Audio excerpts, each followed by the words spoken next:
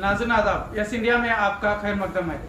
इस वक्त हमारे साथ दो बेलगाम की अहम शख्सियत जुड़ रही हैं और हम उनसे मौजूदा हालात पर और उनकी पार्टियों को लेकर बात करने जा रहे हैं।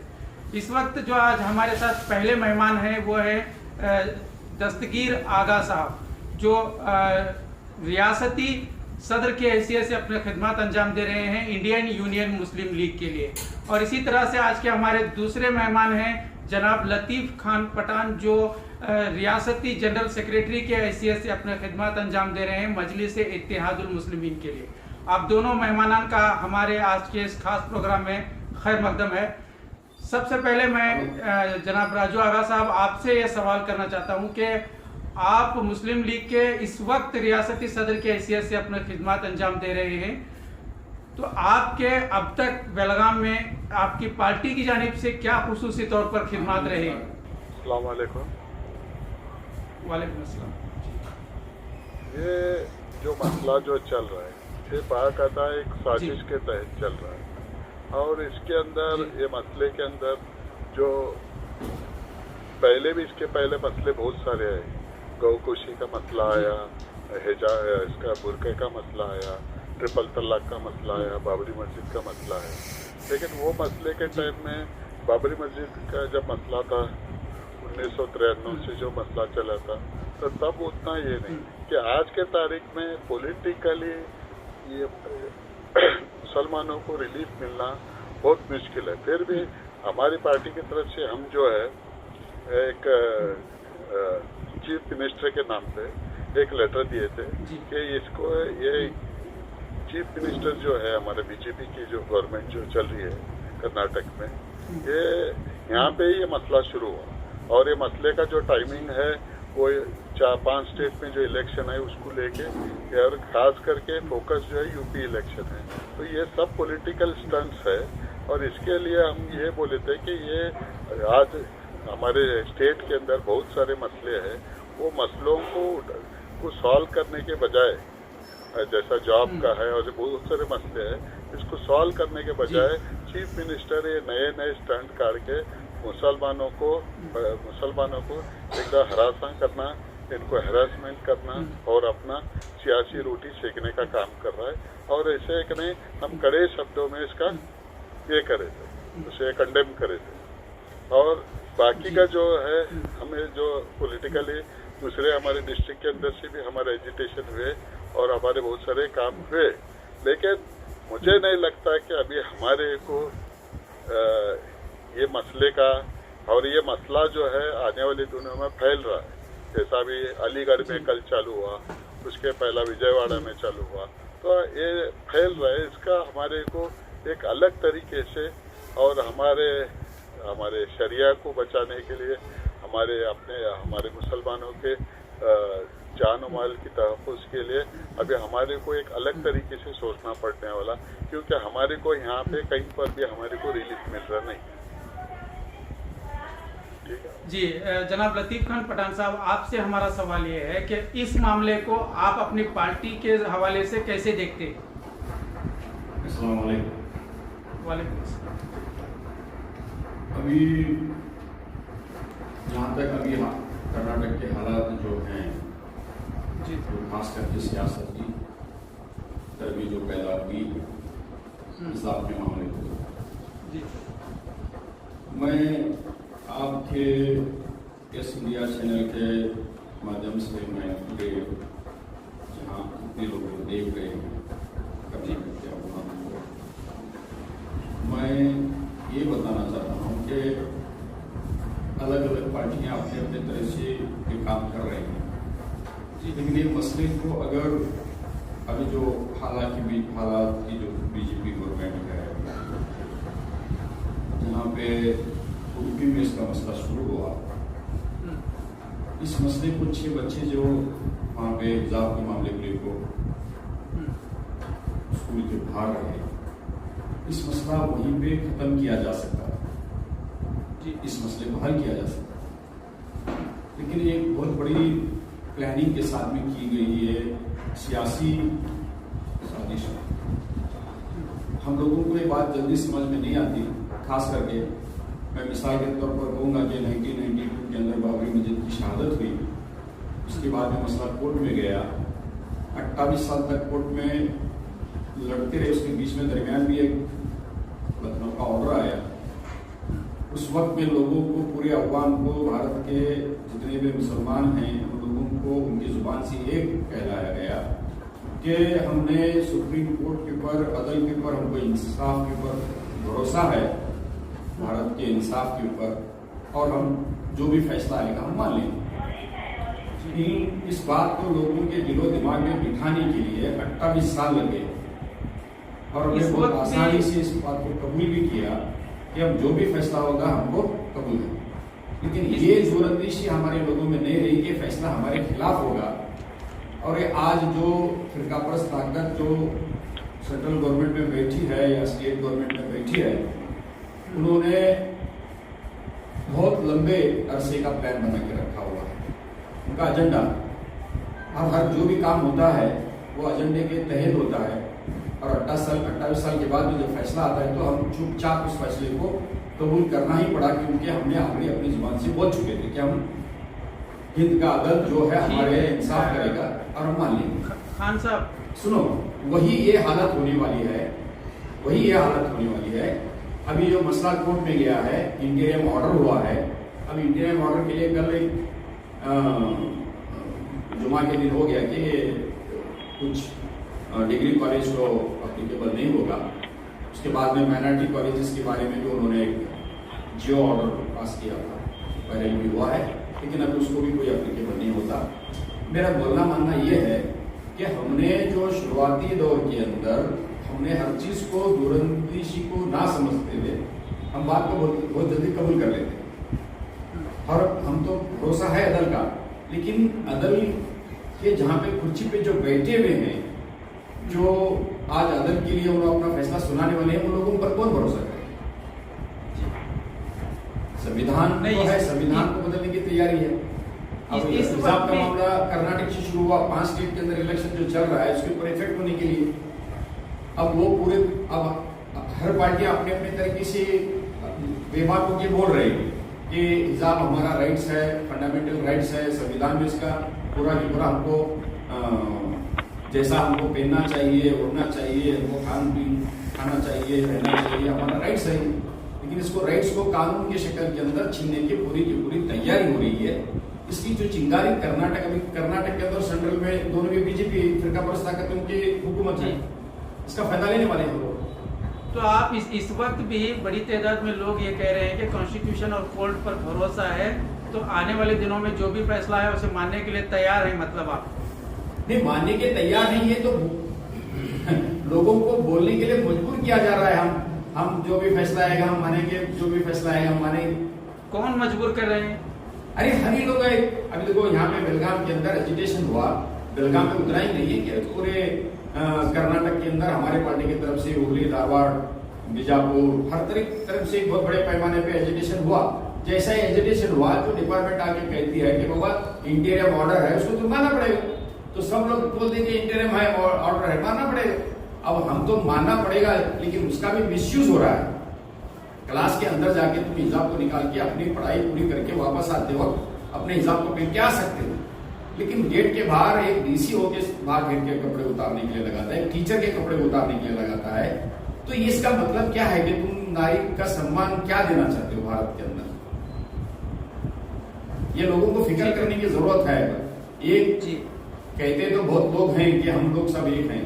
अब एक लोग, हम सब लोग एक हैं, पार्टी अपनी अपनी तरफ से काम करती है, लेकिन ये मुद्दा पार्टियों का एक भले जिम्मेदारी लेके काम कर रहे हैं अलग अलग तरीके से पार्टियां, लेकिन ये मुद्दा आम मुसलमानों के साथ साथ आम इंसान का भी है। हिजाब का नाम के साथ साथ दुपट्टा ओढ़ना या पल्लो ओढ़ना या चादर ओढ़ना ये भारत की संस्कृति है। फिर यही खतरे में है। हिजाब और बुर्का खतरे में नहीं है, भारत की नारी की इज्जत आबरू खतरे में। जी जी राजू आगा साहब है जी, आप हमें सुन रहे हैं? तो आपने सुना अभी कि लतीफ़ खान पठान साहब ने इसको काफ़ी तफसील से हालात पर बात कही और ये भी कहा कि जिस तरह से पिछले सारे रूल्स को हमने पहले ही ये कह दिया था कि हम जो भी कोर्ट का फैसला आएंगे मानेंगे और जब आ गया तो मान लिया गया, तो इस वक्त भी यही कहा जा रहा है। खैर ये बात अपनी जगह। यहाँ पर आप दोनों एक अपनी अपनी पार्टियों को लेकर आप नुमाइंदों के तौर पर यहाँ पर एक जिम्मेदारी अदा कर रहे हैं। जैसे आप मुस्लिम लीग की नुमाइंदगी कर रहे हैं तो वो मजलिस इत्तेहादुल मुस्लिमीन की नुमाइंदगी कर रहे हैं रियासती सतह पर। आवाम का आम तौर पर इस मामले में या इसके जो भी मामलात होते हैं शहर में, तो आम तौर पर शिकायत होती है कि हमारे नुमाइंदे सामने नहीं आते और हमारी पार्टियों से हमें कुछ फ़ायदा नहीं होता। इसके बारे में आप क्या कहेंगे? पहली बात तो मैं बात बोलता हूँ, मैं वो चाहे MIM हो, मुस्लिम लीग हो, SDPI हो या जो मुसलमानों की नुमाइंदगी करती हुई UDF हो, ये जो पार्टीज़ है इनके पास ज़्यादा इक़्तिदार नहीं, क्योंकि हमारी अक्सरियत अवाम, हमारे जो मेजॉरिटी जो मुसलमान हैं वो कांग्रेस को पूरा साथ देते गए और बाबरी मस्जिद की शहादत के बाद में सेक्युलरिज्म को सपोर्ट करते हैं। सेक्युलर पार्टी JDS है और समाजवादी पार्टी है, बहुजन समाजवादी पार्टी और ऐसे बहुत सारे जो पार्टीज है इनको सपोर्ट करते गई है। तो इसमें क्या हो रहा है कि इसके अंदर चीज जो हमारी लीडरशिप उभर के आती है, जो सो कॉल्ड सेक्युलर लीडरशिप जो मुसलमानों की होती है, ये अक्सर मैं ये नहीं, अक्सर वर्ड गलत होता है, ये 100% जो है ये मुफाद परस्तों की नुमाइंदगी रहती है। इनको कौम के मुसलमानों से कुछ लेना देना इनको रहता नहीं, ये बस अपनी सियासत को चमकाने के लिए ये नुमाइंदगी करते रहते हैं। और ये जो सेक्युलरिज्म का जो एक नैरेटिव लेके चलते हैं कि हम संविधान को मानेंगे करेंगे, और ये लोगों के सपोर्ट से ही आज हम ये नतीजे पे पहुंचे। आज हमारी सिचुएशन कैसा है, वो क्या बोलते हैं, नहीं पकड़े तो चपते हैं, छोड़े तो भागते हैं। हमारी मुसलमान ऐसे अभी स्थिति में आ गए कि ना हम आगे जा सकते ना पीछे आ सकते अभी, क्योंकि ये लोग ही जो है ये हमारी गलत नुमाइंदगी जो पिछले 70-75 साल में जो हुई, वो नुमाइंदगी की नतीजा आज हम भुगत रहे। तो इसमें मुस्लिम लीग का जो भी रोल रहेगा एक लिमिटेड रहेगा, MIM का रोल रहेगा एक लिमिटेड रहेगा। हम हमारी तरफ से पूरी कोशिश करेंगे, पूरे खुलूस दिल से हम कोशिश करते रहेंगे, लेकिन नतीजा क्या आने वाला और इसकी जो असरात क्या होने वाले, इसके जो कॉन्सिक्वेंसेस क्या होने वाले, इसके ऊपर हम बोलना कोई भी मतलब अब जैसा अभी है, और एक समझो कि नहीं, अभी बहुत सारे हमारे नौजवान हैं जोश में हैं कि वो मुस्लिम लीग कुछ कर रही नहीं, MIM कुछ कर रही नहीं, और वो ये टीम है, भी टीम है, ऐसे बहुत सारी बातें होते रहते हैं। और कुछ नौजवान ये भी बात करते हैं कि कुछ एक नई पार्टी बनाने की भी बात करते हैं। लेकिन कुछ भी हो कि हमारे को ये सिचुएशन में रिलीफ मिलना बोले तो हमारे को सर जोड़ के, वो चाहे MIM हो, मुस्लिम लीग हो और कोई भी हो और दिगर लोग भी, नहीं, जब तक कौम की नुमाइंदगी एक प्लेटफॉर्म पे आके एक सुर में जब तक हम ये बात को कंडेम नहीं करेंगे, तब तक हमारे को इसमें रिलीफ मिलने वाला नहीं। तो एक प्लेटफॉर्म का मतलब क्या है कि सारी पार्टियों को छोड़कर किसी एक पार्टी का साथ देना चाहिए? नहीं, सारे पार्टियों को छोड़ने की बात अभी तो नहीं कर सकते। वो करने की जब बात थी वो 50 साल पहले पुरानी बात थी, तो आज तो वो पॉसिबल नहीं है। कौन जो MIM वाले वो मुस्लिम लीग में नहीं आ सकते, मुस्लिम लीग वाले MIM में नहीं जा सकते, लेकिन एक मुद्दे के तौर पे मुसलमान की फलाह और बका हमारे हिंदुस्तान में एक बाइशत इंसान, बाइशत मुसलमान, ये हमारी शनाख्त को बचाने के लिए हमारे को दो कदम कॉम्प्रोमाइज करके हमारे को आगे बढ़ना पड़ने वाला जी। तो फिलहाल जिस तरह की एक कश्मकश है कि हिजाब पहनकर ही जाएंगे, कुछ बच्चों की जिद है और कुछ कह रहे हैं कि एग्ज़ाम सामने हैं, बगैर हिजाब के कैंपस तक जाएं और हिजाब निकाल के क्लासरूम में बैठने में क्या दिक्कत है। ये दोनों मामले हैं, आप क्या चाहते हैं कि क्या इकदाम उठाना चाहिए? नहीं, ये देखो, ये बात अभी हम पिछले दिन में गए थे एक कॉलेज के बाहर, उसके DDPI ऑफिस के बाहर कुछ बच्चे आए थे, तो उसमें बात आ रही थी कि एक नहीं हम कुछ दिन इतने 2 साल कोरोना में स्कूल कॉलेज बंद थे, अभी और 1 साल बंद हुआ तो क्या होने वाला। मैं बोला ऐसा कुछ होने वाला नहीं, क्योंकि बहुत मुश्किल से, बहुत तकलीफ से वो इंजीनियरिंग की और मेडिकल की फीस भरी जाती है जो लाखों रुपए में होती है। वो फीस जो हम भरे हैं और तो अब उसका तो कंपनसेशन नहीं होने वाला। तो हमारे को अभी क्या है कि एक हिम्मतन ये एग्ज़ाम के पुस्तक अभी जो एग्ज़ाम ये जो मार्च महीना जो आ रहा है, इसके लिए हमारे को सब मिलकर हमारे को एक तरीके से हमारे को कहाँ ना कहाँ हमारे को कॉम्प्रोमाइज़ करना पड़ने वाला, कहाँ ना कहाँ हमारे को थोड़ा बहुत झुक के जाना पड़ने वाला। लेकिन इसका मतलब कतई ये नहीं कि हमारे जो उसूल है और हमारे जो शरिया की चीज़ है उसे हम कहीं भी हम कॉम्प्रोमाइज़ करने वाले नहीं है। लेकिन ये जो सिचुएशन आया, क्योंकि ये जो टाइमिंग है, ये टाइमिंग बहुत हमारे ऊपर ये समझो कि एक धर्म संकट है, हमारे दीन और ईमान का ये एक टेस्टिंग टाइम। अल्लाह इसके अंदर हमारे को सुरखरू करके इसमें से बाहर निकाले, ये हमारी दुआ है। तो लतीफ़ खान पठान साहब, हमारी आवाज़ सुन रहे हैं आप? जी, आपसे एक अहम सवाल ये है कि आपने बेलगाम में एक इस मामले को लेकर मेमोरेंडम पेश किया, एक एहतजाजी मुजाहरा भी आपकी पार्टी की जानिब से हुआ है। तो आपको अब इसके बाद आपकी जिम्मेदारी खत्म हो गई है या आप मजीद इसके लिए कुछ कार्रवाई करने वाले हैं या कम्युनिटी को कुछ, क्योंकि आपके पार्टी को लेकर भी बहुत सारी शिकायतें हैं कि आपकी जानिब से उसके बाद कुछ रद्द अमल नहीं आ रहा। अच्छा जी, आपको ये जरूरी बात मालूम हुई होगी जी, जैसा ही हिजाब का मामला गर्मा गया पूरे कर्नाटक के अंदर, जब पुलिस डिपार्टमेंट को यहाँ के सीएम बोम्माया जी ने इंस्ट्रक्शन दिया कि 144 कलर भी अगर लगाना पड़े तो लगाओ, जिसके ऊपर एक्शन लेना पड़े तो एक्शन लो। जब ये बात को लेकर बेलगाम के कमिश्नर साहब ने बेलगाम के कुछ जो जाने माने लोगों को बुलाया गया और ये लोगों को बोला गया कि हमने हमारे जिम्मेदारी से कोई वायलेंस होने हम नहीं देंगे, जो इंटीरियम ऑर्डर का पूरा के पूरा पालन होगा और कोई अपने तरफ से करने की जरूरत नहीं है। जब उसी वक्त में मैं कमिश्नर साहब को ये बात बता के आया, ये मसला आसान नहीं है।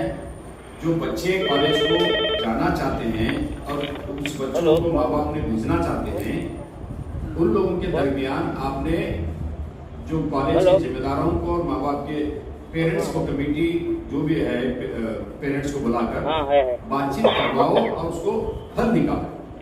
फिर ये मामला हुआ नहीं है। अब डिपार्टमेंट तो मैं तो बोलूंगा कि हालत को संभालने के लिए काम नहीं कर रहे हैं, इन्होंने अपनी नौकरी संभालने के लिए तो काम कर रहे हैं। अभी कत्ते 10 मिनट हर कोई ऊपर बैठा है, तो कांग्रेस आने तो कांग्रेस के साथ में उन्होंने अपनी नौकरी संभाल लेते हैं, तो बीजेपी के साथ में अपनी नौकरी संभाल लेना चाहते हैं। असली मुद्दे पे तो काम तो हो रहा ही नहीं है, काम के बदले में उल्टा उसको ज्यादा भड़काया जा रहा है। अब मैंने कहीं वीडियो में देखा हूं कि टीचर को तक कपड़े उतारने की नौबत आई, मतलब बुर्का उतारने की नौबत आई। फिर एक तो बच्चे, वो तुमकुर के रहने वाले बच्चे अपना रिजाइन दे के आई कि मैंने बगैर हिसाब के इतने साल तक तो बच्चों को पढ़ाई, इंग्लिश पढ़ाती थी, आज मैंने नहीं पढ़ा सकते, मैं इसलिए मैं वापस जा रहा हूँ। अब अलग अलग हिसाब से जो रिलीजियस के ऊपर जो मजबूत के साथ में कायम है, वो लोगों का नजरिया अलग है। अब ये बात हम एजुकेशन को अगर 2 महीने है, बच्चे हैं, एग्जाम का मामला है, अब इतने तो 2 साल की कोरोना के मामले को लेकर पढ़ाई तो हुई नहीं है बच्चों की, साथ साथ अभी तो ओपन हुआ है और 9th 10th SSLC का जो मामला जो चल रहा है, अगर वो हालत अगर देखेंगे तो ये मजबूरन दबाकर ये हमको मनवाने की तैयारी है, दूसरा कुछ नहीं है। ये समझो ये एग्जाम होगा, 2 महीने का पार खत्म होगा, ये ऑर्डर का तो हमने इंशाल्लाह इंतजार करेंगे, बात अलग है, लेकिन वो क्या आएगा अगर बोलूंगा उस बात के लेके, मैं तो खुलासा आपको बता चुका हूँ कि हमको कौन सी बात के ऊपर मनवाने की, कौन सी तरीके से संविधान तक लेके जाने की तैयारी कर रहे हैं। पहला कोर्ट से आ जाएगा, कोर्ट से फिर उसको कानून बनेगा, अब ये तो बात समझ में आ रही है। तो मेरा बोलने का मतलब ये है कि लोग बहुत कहेंगे कि कौन कहां तक काम नहीं कर रहे। अब मैंने भी बेलगाम का एक वीडियो देखा, उसके अंदर कुछ नौजवान जाके कॉलेज के सामने 144 क्रम लागू है, लेकिन अपने बहनों को, अपने कुछ बच्चों को छोड़ने के लिए जब गए, वहां पे एक बच्चा बोलता है कि 14 कारपोरेटर बेलगाम में है, हमको देखो और शर्म हो उन लोगों के लिए। मैं बच्चों को यही बताना चाहता हूँ, सबसे पहली बात, शर्म तो हकीकत में प्रेजेंट कारपोरेटर और एक्स कारपोरेटरों को भी हो रही है। क्यों हो रही है मालूम है? बच्चों को इल्म ही नहीं है, बच्चों को इल्म नहीं है हम क्या करने जा रहे हैं। तुमने वहां पे मनमानी की बात करते हो, एक नारा मारता है, नारा के ऊपर 6 लोगों को पुलिस लेके जाके डिपार्टमेंट लेके जाके स्टेशन पे बैठाती है। अब मुझे ये बात बोलो कि एक कारपोरेटर का हद क्या होता है? कानून बनता है कारपोरेशन के काउंसिल हॉल में, क्या विधानसभा में बनता है, क्या पार्लियामेंट में बनता है? जिन लोगों ने अपने अपने नुमाइंदों को वोट दिया, उनके घर के सामने लेकिन यहाँ पर छोड़कर तुमने स्कूल के सामने जाके बैठा है। एक बुक खोलने को तैयार नहीं आज कांग्रेस। तिरंगा को लेकर अवरोध धरना किए, रात भर सो रहे, लेकिन हिजाब के बारे में कोई एक बोलने को तैयार नहीं। विप निकालते हैं कि कोई बोलना नहीं चाहिए। फिर ये जो भेजे हैं वो लोग जो चुना के, फिर जो जीत के आए होंगे नहीं आए होंगे, वोट जिसको दिया है, अगर तुम कांग्रेस को दिया तो कांग्रेस के नुमाइंदे को जाके घर पे उसके सामने धरना बैठो। क्या आवाज उठा रहे हैं आप? कितने नुमाइंदे गए हुए हैं? कोई एमपी रहने दो या एमएलए रहने दो, वोट तो दिए ना। वोट देंगे, कांग्रेस कानून बनता है। कांग्रेस पार्टी की जानिब से असेंबली में इस मुद्दे को लेकर आवाज उठाई गई। हाँ, आवाज तो उठाई गई है, लेकिन उसके ऊपर अपोजिशन लीडर है एंड उतना ही बोला है। हम दूसरे कौन बोलेंगे? मुसलमान को नुमाइंदे को बोलने दिया गया क्या? दूसरों को बोलने के लिए डीके शिव कुमार ने खुद मना किया है। अरे यही तो बोल रहा हूँ, फिर कौन सी बात बोलने के लिए तुमको हम चुना के भेजते हैं? अपने मुद्दों के हर अपने लोग बोलते हैं। तो फिर हमारा मुद्दा था मुसलमानों का, डीके शिव कुमार ने मना किया और अपोजिशन लीडर सिद्धरामैया ने बोला। हिजाब के बारे में जो शरीयत के दायरे में कितना जानते हैं वो, और कितने ताकत से बोलेंगे वो। ये बात जिसको तकलीफ है वही अपनी आवाज बुलंद करके बोल सकता है, और बोलने के लिए मना करते तो ये इंसाफ है? मैं आपके जरिए से मैं ये बताना चाहता हूं कि आप पहला समझो, ये मुद्दा कारपोरेशन का नहीं है, कारपोरेटरों का नहीं है, ये मुद्दा विधायकों का है, जहां पे कानून बनता है, जो गवर्नमेंट में ये एमएलए लोगों का काम है, उसके बाद में पार्लियामेंट में है। ये तो अभी यहाँ की शुरुआत है। आपको उतना ही शौक है, उतना ही आपको अगर जज्बात है तो भेजो लड़ने वालों को, जहां पे कानून बनता है वहां पे भेजो, एमएलए बना के भेजो, एमपी बना के भेजो, फिर जाके पूछो कौन है हिंदुस्तान के अंदर भी आवाज उठा के जो मुसलमानों के पूछने वाला है। या माइन का एक ही तो है शेर, और उनका साथ देने वाले दूसरे हमारे जमील है, इम्तियाज जमील, असुद्दीन ओवैसी साहब। आप भी इस वक्त एमआईएम के एक शेरी हैं, अभी इस वक्त बेलगाम में नहीं है। देखो मैं बात, हम एक बात मैं आपको बोला, मैं इसलिए बोला रनिंग कारपोरेटर और एक्स कारपोरेटर बोल के बोला, मैं उसके अंदर एक एक्स कारपोरेटर हूँ। मैं बहुत तकलीफ से एक बात बोलना चाहता हूँ कि 2020 के अंदर हम सब लोग मिलकर, उस वक्त में हम कांग्रेस में रहने के बावजूद भी हम मुस्लिम लीग को सपोर्ट करके एक नुमाइंदे को चुन के भेजे थे। वो नुमाइंदा चुन के तो आया, बहुत बड़ी खुशी हुई थी, चलो बाबा एक मुस्लिम लीग पार्टी से एक नुमाइंदा आया है। चंद दिन चले गए, चंद दिन, सालों की बात नहीं, चंद दिन चले गए, कांग्रेस में मर्ज हो गए। क्या तकलीफ हुई थी उस वक्त? सिर्फ मुस्लिम लीग को तकलीफ नहीं हुई थी, तो जिताने में हमारा, मेरा खुद का भी बड़ा रोल था उसमें। हाँ, राजू यादव को मालूम है, पूछ सकते हैं आप उनको। आगा साहब, जिस तरह खान साहब कह रहे हैं कि कॉरपोरेटर की अपनी एक इलाके की हद होती है, उनका काम ऐसे मसलों में उलझना नहीं है, लेकिन नौजवान शिकायत करते हैं कि कॉरपोरेटर हमारे नहीं आ रहे, तो आप इस मामले को कैसे देखते हैं? नहीं, मैं लतीफ खान पठान साहब की बात से मैं पूरा इत्तेफाक रखता हूँ कि कॉरपोरेटर की एक हदूद होती है, उसके काम करने का एक लिमिट होता है, और वो हिसाब से वो ठीक है क्या। लेकिन जहाँ पे अभी जो बात हो रही है कि हमारे जो लड़कों में जो आक्रोश है, जो नाराज़गी है, वो लड़कों की नाराज़गी के बारे में हम कुछ नहीं बोल सकते, क्योंकि उनकी जो नाराज़गी है बिल्कुल दुरुस्त है। उनकी उनकी नाराज़गी बिल्कुल दुरुस्त है, क्योंकि हमारा टोटली, मैं आपको पहले भी बता चुका कि हमारा टोटली सिस्टम कोलैप्स हो चुका है, धर्म भरम हो चुका है। कि हमारे को एक लीडरशिप जो है, क्योंकि बच्चों में जो है एक कहाँ पे जाना, किसको अपनी जो दर्द है किसको सुनाना, ये बच्चों को समझ में नहीं आता, समझे नहीं। तो ये बात जो है, और ये बात बच्चों की बात हल नहीं है नहीं, मुसलमानों की पूरी बात है। और पूरे मुसलमान क्या, पूरे दुनिया के मुसलमान जो है ऐसा ही अफरा तफरी के शिकार हो चुके हैं कि किसके गोद में जाना क्या। तो ये एक यूनिवर्सल पैटर्न बन चुका है। तो इसके लिए जो बच्चों में जो नाराज़गी है वो बिल्कुल बाहक है, वो पूरी सही है वो उनकी नाराज़गी। तो लेकिन हमारे को उसमें क्या हो रहा है कि हमारे जो सो कॉल सियासी लीडर, जो मैं आपको बता रहा हूँ, सियासी leader in the sense secular leader, जो सत्ताधारी पार्टी में जो बैठे हैं, जिनके पास इख्तियार है, कभी सीएम बने आता, कभी नहीं बने आता, तो ये जो लोगों का, इनका हमारे सेक्युलरिज्म के नाम के ऊपर, इस्लाम के ऊपर मुसलमानों के पीठ में खंजर भोंकने का काम चालू है। मतलब इतने 75 साल में हो गया है, खंजर भोंक चुके हैं। तो अभी हमारे को उसका नतीजे भुगत रहे हैं। ये जो आप देख रहे हैं, ये सिचुएशन क्या आज बनी हुई सिचुएशन है, ये पुराना। और अभी हमारे को हमारे बच्चों की कैसी तरबियत करना, हमारे बच्चों को क्या मैसेज देना, ये सब। और इसके अंदर हमारा और एक बहुत बड़ा एक कमजोरी बोलो कि हमारे जो उलमाए दीन जो है, ये उलमाए दीन का जो रोल जो रहा, उसमें सुन्नी तबलीग अहले हदीस करके जमातवार पूरी कौम तो पहले ऑलरेडी बढ़ चुकी है पिछले 100 साल में। और अभी जो सियासी तौर के ऊपर उलमा का रोल जो है टोटली नेगेटिव आ रहा है। ये उनको सही तरबियत उनको दे रही नहीं, और उनको सही, तो बच्चों की नाराज़गी ये अपने जगह पर बिल्कुल दुरुस्त है। मैं समझता हूँ, मेरी ये बच्चे आगा सर, मैं आपको यहाँ पर एक रोक रहा हूँ, माफ करना।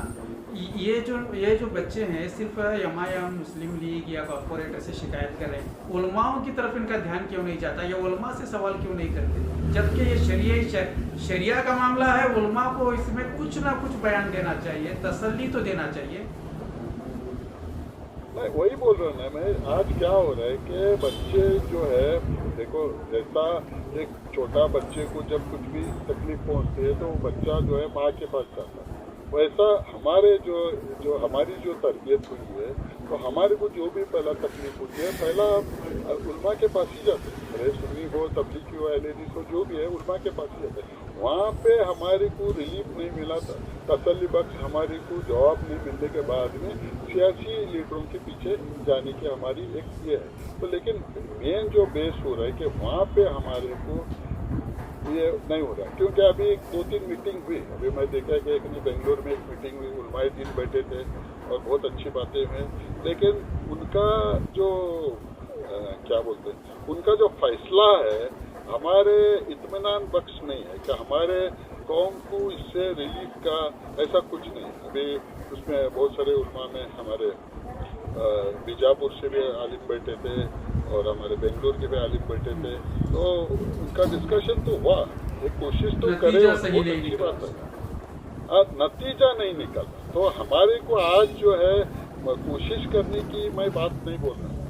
अभी जैसा है कि हमारे खान साहब जो बोले कि पार्लियामेंट के अंदर असुद्दीन ओवैसी साहब भी बात उठा रहे हैं, मुस्लिम लीग की भी एमपीज बात उठा रहे हैं, लेकिन नतीजा निकलने की सूरत नहीं बनी। तो लगता है आगा साहब की लाइन कट गई है गालिबन यहाँ पर। खान साहब एक बार फिर आखिरी 2 मिनट हमारे पास बचे हुए हैं।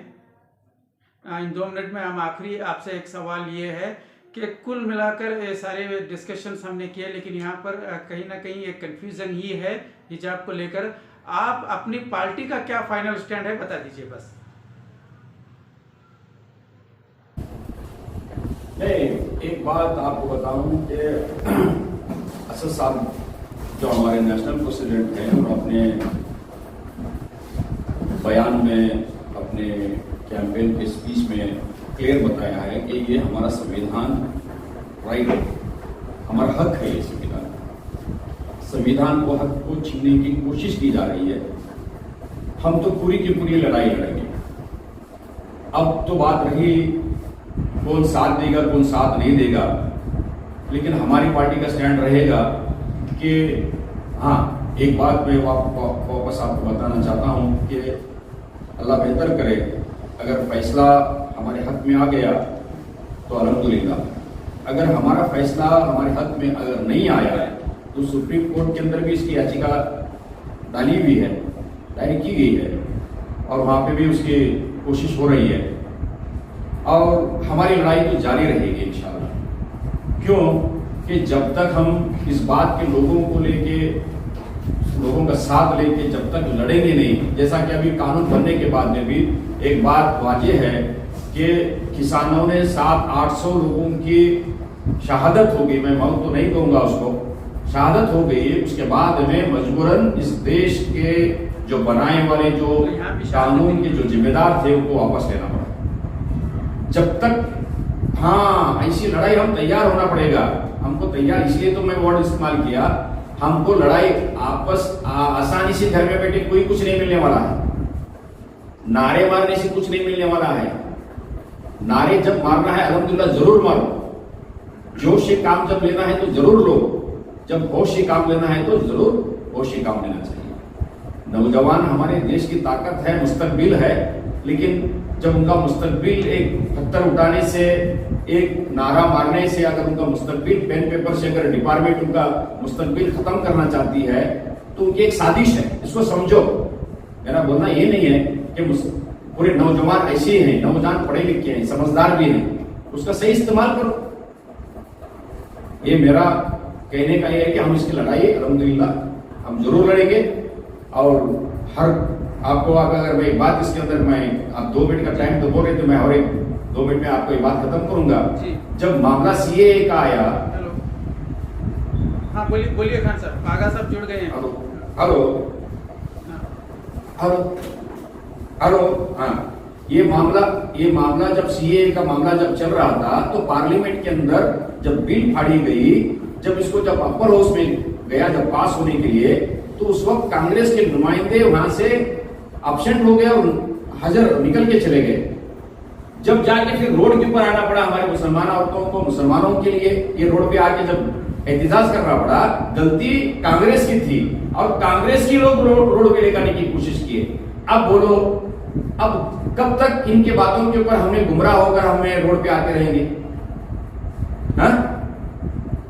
सच्चाई जानो, हकीकत जानो, जान के फिर बाद में किसी के ऊपर तुम इल्जाम लगा सकते हैं, कौन किया है कौन नहीं किया है। इसलिए हमको संविधान के दायरे में रह के काम करना है, संविधान को पहला पढ़ना पड़ेगा, संविधान के दायरे में हमको काम करेंगे। तो इसीलिए जब तक संविधान जिंदा है, जब तक भारत का हर एक नागरिक जिंदा है, जिस दिन संविधान बदलेगा कुछ नहीं होने वाला।